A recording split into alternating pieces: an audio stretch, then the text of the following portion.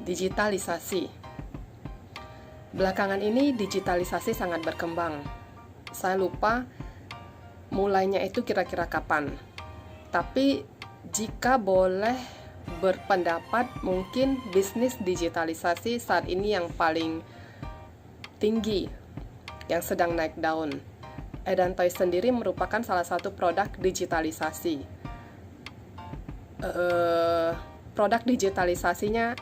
Produk digitalisasi lainnya mungkin saya bisa bilang seperti Gojek, Grab, atau semua layanan online.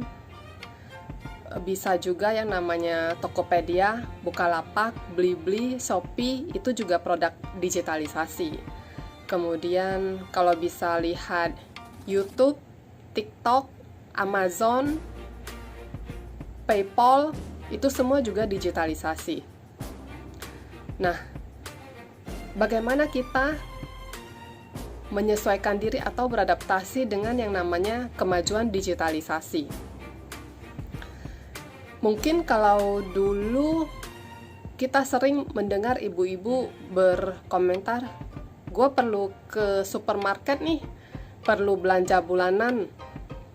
Nah, biasanya kalau pengalaman teman saya sih suka sebulan sekali ke supermarket, lalu belanja bulanan apa aja semuanya, bisa berkeranjang-keranjang belanjanya. Nah, saya sih udah nggak seperti itu. Dulu pernah 1-2 tahun seperti itu, tapi kemudian saya beralih karena perkembangan marketplace saat ini sudah luar biasa menurut saya. Jadi saya udah memanfaatkan itu, apalagi ditunjang dengan free ongkir, kemudian kemudahan seperti kita bisa compare harga termurah, ulasan terbanyak, toko yang terdekat dengan rumah misalnya. Itu salah satu digitalisasi yang saya lakukan, beralih dari toko offline ke toko online. Kemudian berkat banyaknya konten creator, apalagi dalam hal memasak, atau yang sering dibilang YouTuber, itu masuk di kehidupan saya juga. Saya banyak mempraktekkan resep-resep makanan baru, itu justru berkat sharing dari para content creator di YouTube. Kemudian pengalaman saya lainnya, 2 tahun yang lalu saya bangun rumah. Nah, bangun rumah itu juga saya memanfaatkan yang namanya digitalisasi. Jadi saya booking desain interiornya itu juga dari online. Kalau nggak salah namanya itu Sribulancer. Jadi di sana banyak freelancer yang menawarkan jasanya. Nah, saya dapat jasa desain interior itu dari situ. Kemudian belanja material bangunannya, mulai dari kusen pintu, meja, kursi, keramik, kemudian lampu, selang AC, pipa buangan buat di rumah, itu semua juga saya belinya online. Di Tokopedia juga ada. Jadi saya udah nggak ke toko material lagi nyari survei, ke toko material A, ke toko material B buat compare harga, compare motif. Udah nggak, semua saya lakukan hanya melalui handphone. Duduk santai, lihat handphone. Itu digitalisasi. Kemudian kalau melihat anak-anak yang sekarang karena pandemi harus belajar dari rumah, home learning, itu juga memanfaatkan yang namanya digitalisasi. Zoom, video call, Google Meet, itu digitalisasi juga.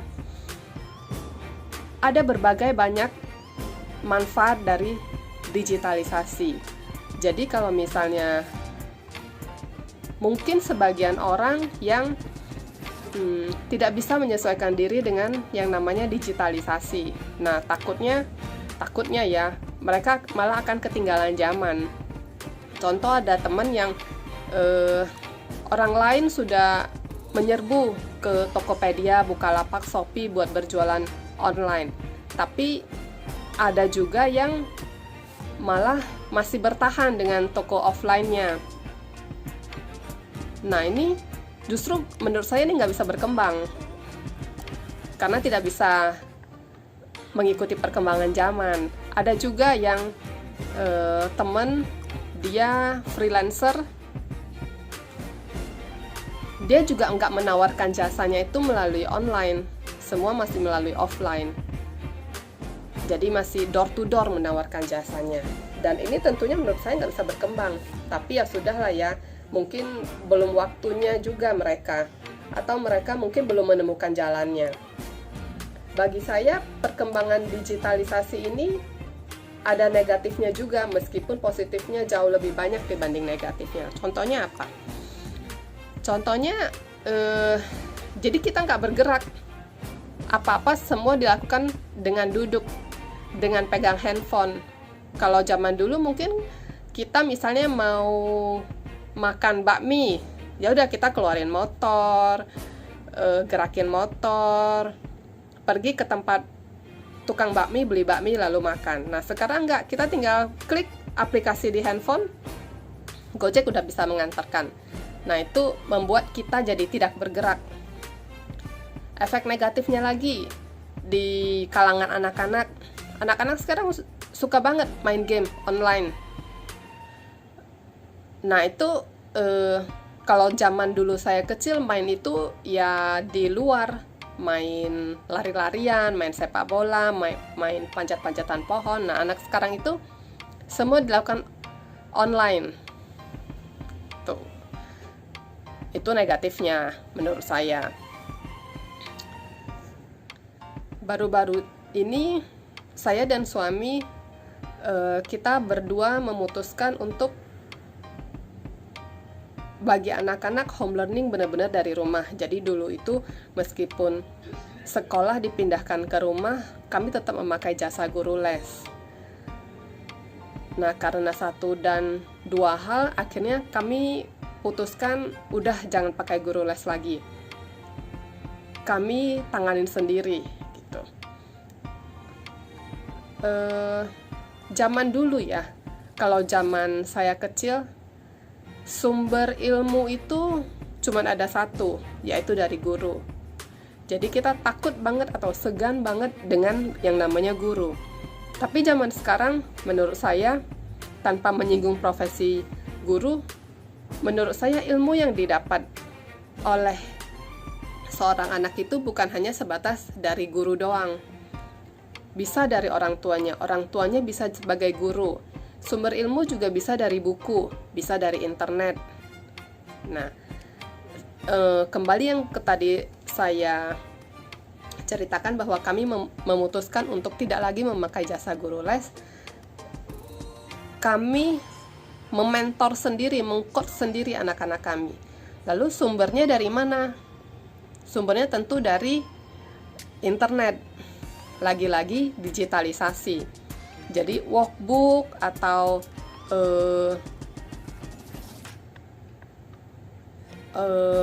apa ya namanya ya, kurikulum, kemudian bahan-bahan yang mau dipelajari itu semua ada di YouTube, di internet, di Google, itu semua ada. Jadi udah nggak perlu takut tuh. Ditambah lagi dengan berkembangnya bisnis digitalisasi itu, banyak influencer, banyak content creator yang tentunya berbagi ilmu. Tinggal kita pinter-pinter aja memfilternya. Nah, anak saya Richie, dia juga kalau mengalami kesulitan atau mau cari tahu, dia udah tahu nih, dia harus mereferensi kemana. Pertama dia pasti akan cari orang tuanya, mencari kami. Tapi jika kami tidak punya jawabannya, dia udah tahu tuh, langsung cari Google. Misalnya dia main game Minecraft, dia nggak tahu nih gimana menamatkan level yang ini. Nah dia tinggal search saja di Google atau di YouTube, bagaimana menyelesaikan game itu. Kemudian misalnya lagi yang lain, saya minta dia makan sayur, saya kasih tahu manfaatnya A, B, C, D. Nah, dia masih setengah percaya, setengah enggak. Lalu, bagaimana cara meyakinkan dia? Ngomong aja, kamu nggak percaya sama kata mami? Coba aja cari di Google. Banyak kok yang nge-share manfaat dari sayur. Nah, dia bisa cari sendiri. Dia percaya karena hal benar diomongin oleh banyak orang ya tentu menjadi sebuah kebenaran gitu ya. Nah, kalau kamu gimana? Memanfaatkan digitalisasi nggak?